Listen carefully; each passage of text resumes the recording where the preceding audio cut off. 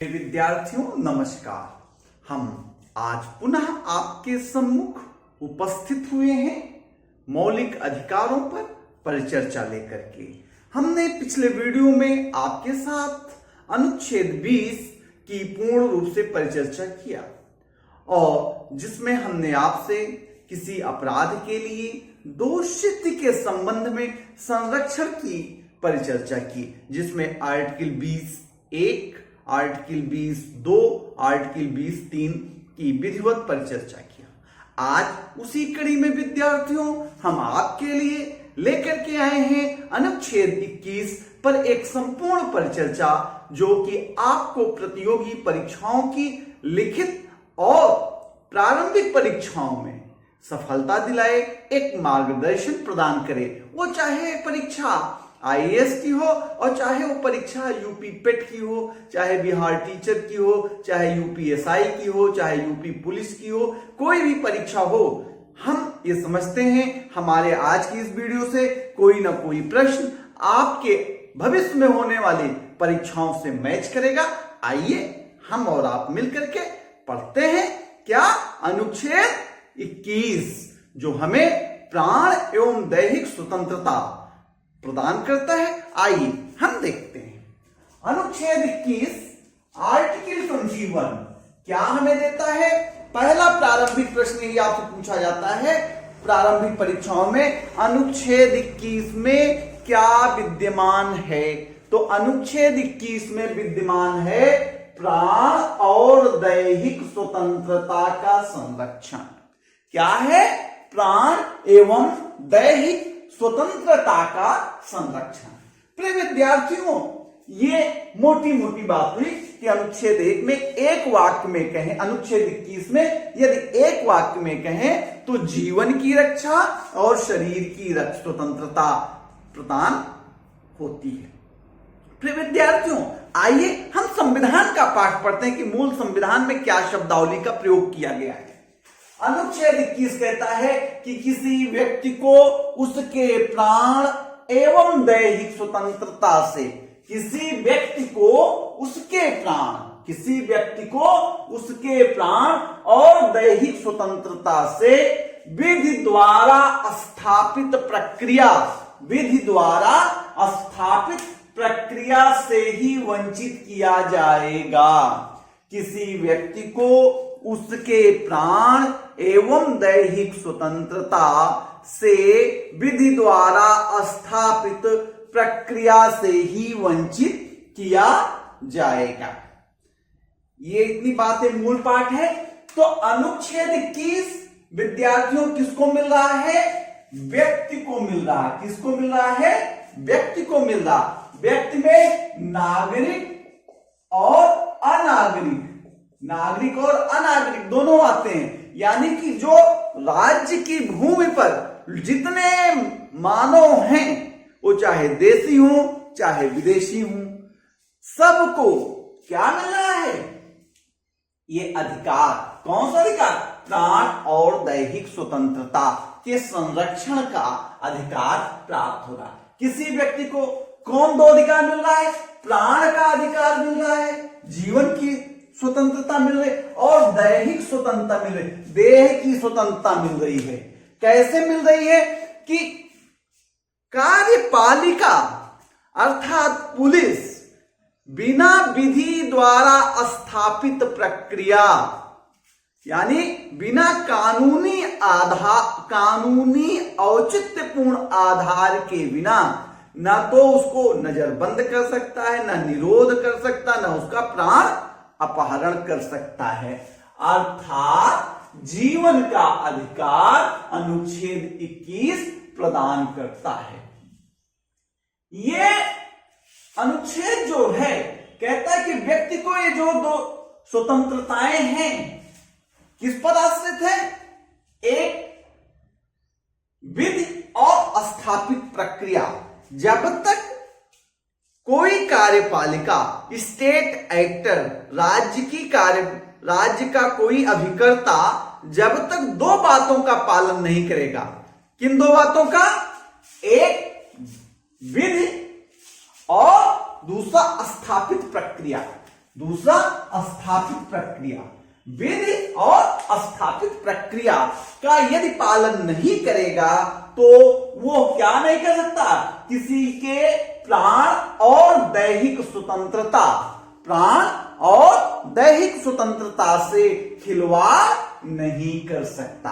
प्रिय विद्यार्थियों, ये जो विधि द्वारा स्थापित प्रक्रिया है, ये विधि द्वारा स्थापित प्रक्रिया हमने लिया है जापान से। कहां से लिया है? जापान से। विधि द्वारा स्थापित प्रक्रिया हमने जापान से लिया है। एक बात आप जानिए कि ये जो किसी भी व्यक्ति को उसके प्राण एवं दैहिक स्वतंत्रता का अधिकार मिला है, ये कोई आत्यांतिक अधिकार नहीं है, सार्वभौमिक अधिकार नहीं है। यह निर्भर करेगा, सीमित होगा किससे?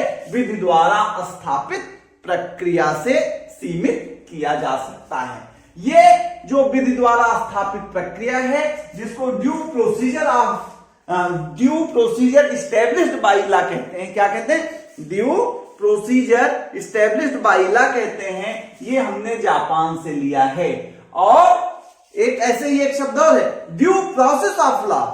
ड्यू प्रोसेस ऑफ लॉ सम्यक विधि। सम्यक विधि ये यूएसए में है, भारत में नहीं है, लेकिन बाद में भारत के सर्वोच्च न्यायालय ने यूएसए का जो ड्यू प्रोसेस ऑफ लॉ है या नेचर है, इसको भारतीय संविधान में कहा कि निहित है।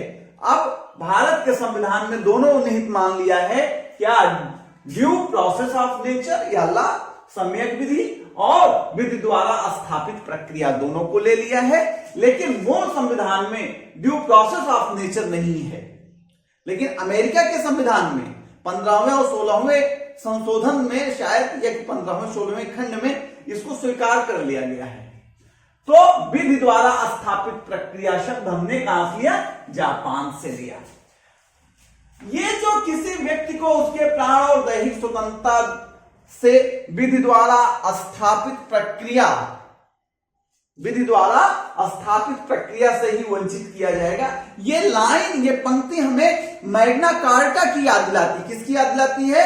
मैग्ना कार्टा की याद दिलाती है। मैग्ना कार्टा कहता है कि किसी व्यक्ति को देश के विधि के अनुसार ही, किसी व्यक्ति को देश के विधि के अनुसार ही गिरफ्तार या कारावासित किया जा सकेगा, अन्यथा नहीं। मैग्ना कार्टा में, मैग्ना कार्टा को मूल अधिकारों का प्रारंभिक उदय माना जाता है, वहीं से मूल अधिकार की नींव पड़ती है। उसमें भी यह व्यवस्था दी गई, कहा कि किसी भी व्यक्ति को बिना कानून के गिरफ्तार नहीं किया जाएगा और किसी पे गिरफ्तार नहीं किया जाएगा, जेल में नहीं डाला जाएगा।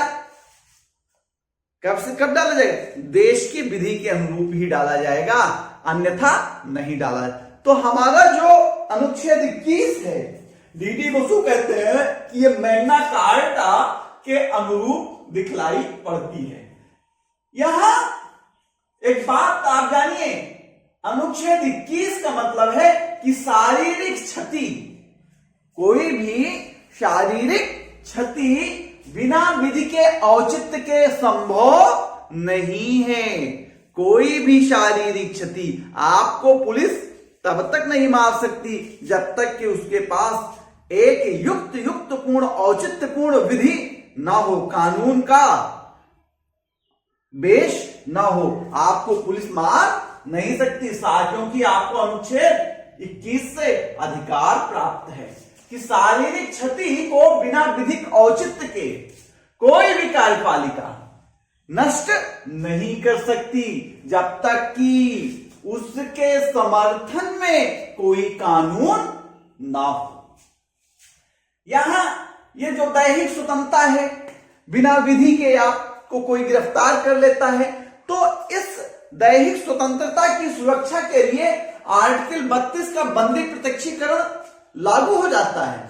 यदि किसी को बिना विधि के, बिना स्थापित प्रक्रिया के कोई क्या कर लेता है, दैहिक मतलब व्यक्तिगत स्वतंत्रता को बाधित करता है, तो बंदी प्रत्यक्षीकरण के माध्यम से हम क्या कर सकते हैं? सर्वोच्च न्यायालय जाकर के हम बंदी को, अर्थात अपने बंदी होने की अवस्था को चैलेंज कर सकते हैं और सर्वोच्च न्यायालय और आर्टिकल 226 से उच्च न्यायालय क्या कर सकता है, एक कार्यपालिका को निर्देश रिट याचिका जारी कर सकता है कि नहीं आप बंदी को प्रत्यक्ष करिए और कारण बताइए।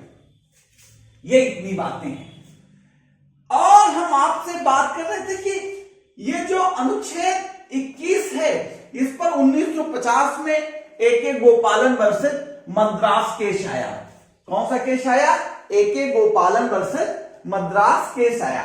इस केस में यह तय किया गया कि ये जो अधिकार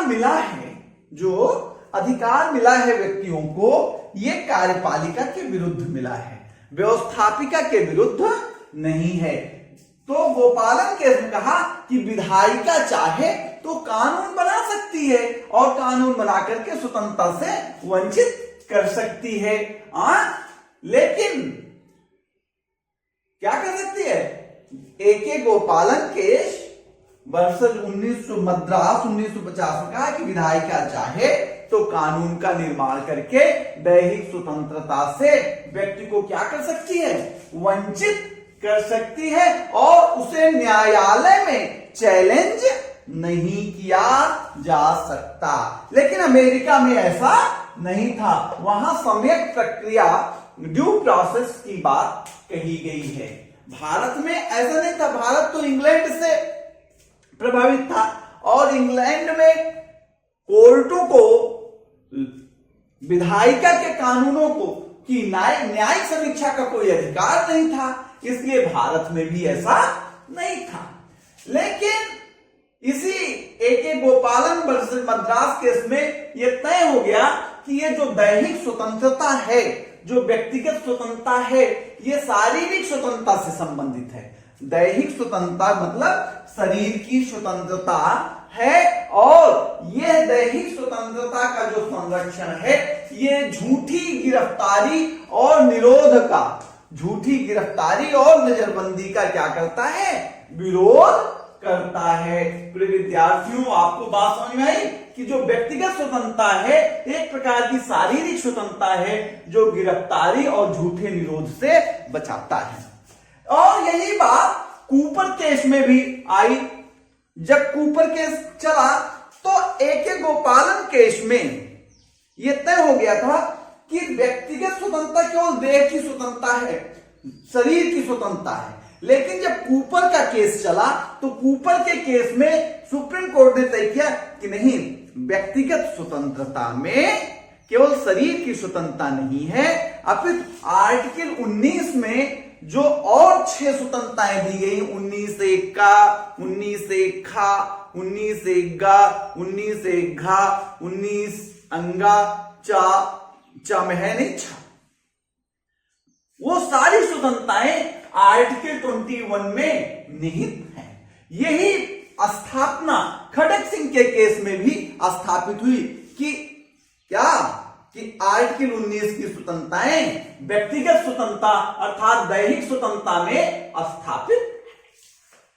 और 1978 में फिर मेनका गांधी का केस आता है, ए.के. गोपालन का केस, फिर कूपर का केस, फिर खड़ग सिंह का केस, फिर मेनका गांधी का केस आता है, जिसमें सुप्रीम कोर्ट जिस अवधारणा को ए.के. गोपालन केस में बहुत शार्ट में लिया था और सारी चीजों को छोड़ दिया था, अब अपनी उस अवधारणा से पलट बात कह रहा है। कहा कि आर्टिकल 21 में कई अधिकार समाहित हैं और 19 और 21 के बीच कोई लोहे की दीवार नहीं है। डी.डी. बसु कहते हैं कि कोर्ट ने कहा कि मेनका गांधी केस 1978 में कि आर्टिकल 19 और आर्टिकल 21 के बीच में कोई आयरन कर्टन नहीं है कि आप उसको बंटवारा कर सकिए, दोनों आपस में मिले हैं। और माना कि राज्य विधि द्वारा स्थापित प्रक्रिया के अनुरूप जब कानून बनाएगा, राज्य कानून से जो दैहिक स्वतंत्रता की बात किया था कि बाधित किया जा सकता है ए.के. गोपालन केस में, मेनका गांधी ने कहा कि राज्य की विधायिका को भी कानून जो बनाना है वो विधि द्वारा स्थापित प्रक्रिया के अनुरूप हो। तभी वो दैहिक स्वतंत्रता से वंचित कर सकती है, नहीं तो नहीं कर सकती। इस प्रकार से जो गोपालन केस में कहा था कि ये केवल कार्यपालिका के विरुद्ध अधिकार प्राप्त है, मेनका गांधी केस के आते आते ये सर्वोच्च न्यायालय ने मान लिया कि नहीं, जो दैहिक स्वतंत्रता का अधिकार है, प्राण एवं दैहिक स्वतंत्रता का अधिकार है, यह न केवल कार्यपालिका के विरुद्ध अपितु राज्य की विधायिका के विरुद्ध भी प्राप्त है। और इसी में यह तय कर दिया मेनका गांधी केस में कि यदि किसी अधिकार फंडामेंटल राइट को प्राप्त करने के लिए अन्य अधिकार की जरूरत है, किसी मूल अधिकार को बनाए रखने के लिए, किसी मूल अधिकार को संरक्षित करने के लिए यदि किसी अन्य अधिकार की जरूरत पड़ती है, तो वो अधिकार भी क्या होगा, मूल अधिकार होगा। मेनका गांधी केस में मूल अधिकार का एक बड़ा विस्तारवान व्याख्या कर दिया अनुच्छेद 21 का, कि अनुच्छेद 21 का मतलब केवल यही दो शब्द नहीं है, प्राण और दैहिक स्वतंत्रता। यदि इसको बनाए रखने के लिए और भी अधिकार की जरूरत पड़ती है, तो फिर क्या करना पड़ेगा, वो सब मूल अधिकार घोषित हो जाएंगे। इसीलिए एकांतता का अधिकार, हाँ, तो मेनका गांधी की बात ही कर लेते हैं कि प्राण और दैहिक स्वतंत्रता को बनाए रखने के लिए क्या हो जाता है, यदि अन्य अधिकार की जरूरत है तो हम क्या करेंगे, जरूर से जरूर उसको फंडामेंटल राइट घोषित कर देंगे। इस केस के बाद डीडी बसु ने एक टिप्पणी की कि सुप्रीम कोर्ट जो है एके गोपालन केस से मेनका गांधी केस की तक की यात्रा जो है वो क्या है, उत्तरी ध्रुव से दक्षिणी ध्रुव तक की यात्रा है। आपको मेंस में प्रश्न आ सकता है कि एके गोपालन केस से मेनका गांधी केस की यात्रा एक उत्तरी ध्रुव से दक्षिणी ध्रुव की यात्रा है, स्पष्ट करिए। तो आपको क्या करना है, अनुच्छेद 21 का उल्लेख करते हुए उसकी थोड़ी सी व्याख्या करते हुए एके गोपालन केस में जो सर्वोच्च न्यायालय ने कहा कि यह कार्यपालिका के विरुद्ध प्राप्त है, व्यवस्थापिका के विरुद्ध नहीं, व्यवस्थापिका कानून बना करके कर सकती है। तो आप उससे चलते हुए कूपर केस से फिर खड़ग सिंह केस, फिर मेनका गांधी केस पे आकर के उनको बता दीजिएगा कि नहीं, राज्य की जो व्यवस्थापिका है वो भी जो कानून बनाएगी वो विधि द्वारा स्थापित प्रक्रिया के अनुरूप होना चाहिए। और यह भी बता देना है कि यह दोनों जो कार्यपालिका और व्यवस्थापिका दोनों के विरुद्ध अधिकार प्राप्त है, इसलिए हम कह सकते हैं कि ये दोनों केस उत्तरी ध्रुव से दक्षिणी ध्रुव की एक यात्रा है। ठीक है, ये मेनका गांधी केस में कहा था कि जो जीवन का अधिकार है पशु की तरह जीने का अधिकार नहीं है, इसमें सम्मान के साथ गरिमापूर्ण जीवन जीने का अधिकार इसमें निहित है।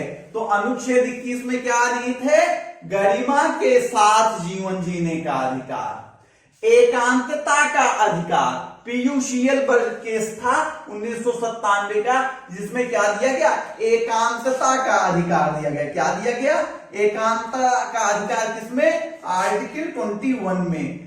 एक विदेश भ्रमण का अधिकार, सतवंत सिंह केस 1967 में विदेश भ्रमण का अधिकार दिया गया आर्टिकल 21 में। मानव गरिमा के साथ जीवन जीने का अधिकार मेनका गांधी 1978 में दिया गया। और जीविकोपार्जन का अधिकार, आजीविका का अधिकार, ओलिगा टेलिस का केस है, ओलिगा टेलिस केस 85, डीके यादव का केस 93। ओलिगा टेलिस के केस में क्या था, फुटपाथ पर कुछ लोग लेटे हुए थे और उनको रातों रात सब धंधा करने वाले लोग थे, फुटपाथ पे अपनी आजीविका और सारी उनकी जो दुकान रेहड़ी पहुंचे थे सब हटा दिए, खत्म कर दिए। तो सुप्रीम कोर्ट केस गया, सुप्रीम कोर्ट ने कहा कि आप किसी के जीवन को ऐसे नहीं समाप्त तबाह कर सकते हैं, आप पहले उनके आजीविका की व्यवस्था करते, उनके लिए जगह बनाते, तब आप उनको वहां से हटाते। ऐसे में अनुच्छेद 21 के अंतर्गत ओलिगा टेलिस केस में कहा गया कि आजीविका का अधिकार प्राण एवं दैहिक स्वतंत्रता के अधिकार में शामिल है। मोहनी जैन केस में भी जीविकोपार्जन, चिकित्सा पाने का अधिकार, इलाज पाने का अधिकार भी परमानंद केस 89 में कहा गया कि आर्टिकल 21 में जाएगा। चिकित्सा पाने का अधिकार, चिकित्सा पाने का अधिकार, भोजन का अधिकार, राइट टू फूड, भोजन पाने का, पीयूसीएन। आजकल देखिए भारत सरकार सबको क्या कर रही है, अनाज दे रही है। राइट टू फूड का अधिकार भारत में बन गया है, भोजन का कानून बन गया है, भोजन के अधिकार का कानून, उसी के अंतर्गत सबको 20 किलो राशन वितरित हो रहा है। सुप्रीम कोर्ट ने पीयूसीएन केस में बहुत पहले ही कह दिया कि सबको भोजन पाने का अधिकार है। निःशुल्क विधिक सहायता पाने का अधिकार सबको है, और आवास, राइट टू शेल्टर का अधिकार है आर्टिकल 21 में। पेंशन, राइट टू पेंशन का अधिकार आर्टिकल 21 में है, और यौन उत्पीड़न से छुटकारा या यौन उत्पीड़न से मुक्त वातावरण पाने का अधिकार भी किसमें है, आर्टिकल 21 में। ये विशाखा केस बनाम राजस्थान में किया गया। गोपनीयता का अधिकार, निजता का अधिकार, एस.के. पुट्टुस्वामी केस 2017 में आया, उसमें तय किया गया किसमें, गोपनीयता का अधिकार। KS. Puttaswamy case 2017, KS. Puttaswamy case 2017। निष्क्रिय इच्छा मृत्यु अर्थात गरिमा के साथ मृत्यु का अधिकार। कोई आदमी असाध्य हो गया है, अब बेकार हो गया, वो केवल माइंड भी काम नहीं कर रहा है, केवल बस पड़ा हुआ है, तो सुप्रीम कोर्ट ने कहा कि सम्मान के साथ मरने का अधिकार भी व्यक्ति को अनुच्छेद 21 से प्राप्त होता है। ये कॉमन काज केस 2018 का है। इस प्रकार से हमने आपसे चर्चा किया कि प्राण एवं दैहिक स्वतंत्रता का अधिकार, व्यक्ति के व्यक्तिगत स्वतंत्रता और जीवन को बिना विधि द्वारा स्थापित प्रक्रिया से का पालन किए राज्य, चाहे वो कार्यपालिका हो या व्यवस्थापिका, दोनों छीन नहीं सकते हैं। ये आर्टिकल 21 एक विस्तारवान आर्टिकल है, एक विस्तारवान अनुच्छेद है, जिसमें निजता का अधिकार, गोपनीयता का अधिकार, जिसमें भोजन का अधिकार, जिसमें आजीविका का अधिकार, जिसमें जीविकोपार्जन का अधिकार, जिसमें आवास का अधिकार, जिसमें पेंशन का अधिकार, जिसमें चिकित्सा पाने का अधिकार, जिसमें गोपनीयता धारित करने का अधिकार, जिसमें सम्मान के साथ मृत्यु का अधिकार, ये सभी बातें सम्मिलित हैं। हम समझते हैं कि आपको अनुच्छेद 21 पर हमारा यह वीडियो पसंद आया होगा, और हम आपसे आग्रह करते हैं कि आप हमारे YouTube लिंक हैंडल, जिसका नाम है लर्न विद DRGT को सब्सक्राइब करेंगे, शेयर करेंगे और लाइक करेंगे, हमें प्रोत्साहित करेंगे। हम आपको प्रतियोगी परीक्षाओं में राज व्यवस्था से आने वाले प्रश्नों में अधिकतम सफलता दिलाने के लिए कटिबद्ध, संकल्पबद्ध और प्रणवत हैं। हम आपका सहयोग करेंगे, आप हमें गंभीरता से देखते रहिए। हम कल पुनः मिलते हैं एक नए वीडियो के साथ अनुच्छेद 22 को लेकर के। Thank you, thank you, thank you.